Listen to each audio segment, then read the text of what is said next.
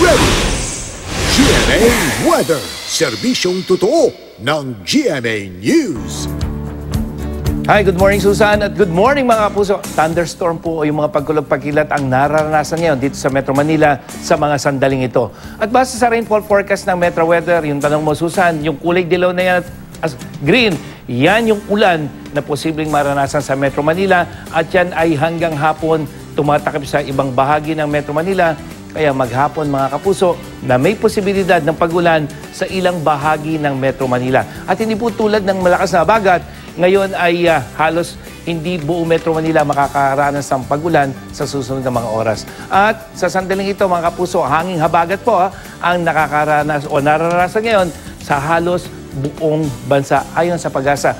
Mula Luzon yan hanggang dyan sa may Mindanao pero mas malakas dito sa may bahaging ito ng ating bansa. At sa wind forecast ng Metro Weather, makikita natin na yung habagat ay pinapalakas ng isang bagyo na nasa labas ng ating area of responsibility. Isang malakas na bagyo ang pangalan o international name Typhoon Noro. So kung wala po yung bagyo na yung mga kapuso at nawala na yung bagyong Waning, ay dapat hihina na yung hanging habagat. Pero dahil nasa may gilid ng ating area of responsibility, patuloy na umahata yung bagyong ito ng hanging habagat at yan yung dadalang mga pagulan sa malaking bahagi ng ating bansa. At ngayon nga, asahang ulan sa may northern at central Luzon, umaga pa lamang sa mga taga-Bataan at Zambales, maghapon po yung tsansa ng ulan dyan sa probinsya na yan. At sa hapon, northern at central Luzon, makakaranas ng mga pagulan, dulot na yan ng thunderstorm at kumisan, malalakas mga kapuso, lalong-lalo na dyan sa may Cagayan Valley. Sa Calabarzon Region, inuulan din itong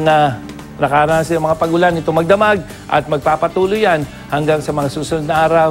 Makikita nyo hanggang katamtaman nga lamang yung maranasan lalo na dyan sa may Cavite, Batangas, Rizal at dyan sa may bahagi ng Quezon.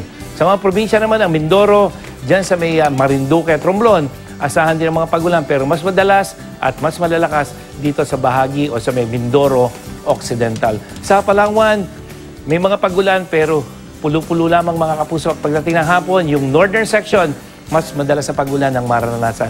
At dito sa Bicol Region, may mga pagulan din, lalong-lalo na pagdating sa hapon mga kapuso, halos buong Bicol makakaranas ng mga thunderstorm. Sa Visayas, halos buong Visayas, lalo na sa may western, eastern at ilang bahagi ng central part, ay may mga pagulan mula umaga yan at magiging mas madalas pagdating sa hapon. Samantalang sa may Zamboanga Peninsula at sa mga isla ng Sulu, umaga pa lamang mga kapuso, yung mga dilaw na yan, may tsansa na ng pagulan.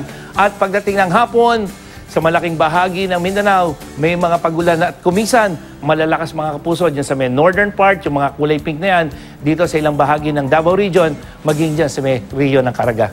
At yan ang latest mula sa GMA Weather. Ako po si Nathaniel Cruz, magplano para sigurado. I am ready. Serbisyong totoo ng GMA News. Maraming salamat, Mantani!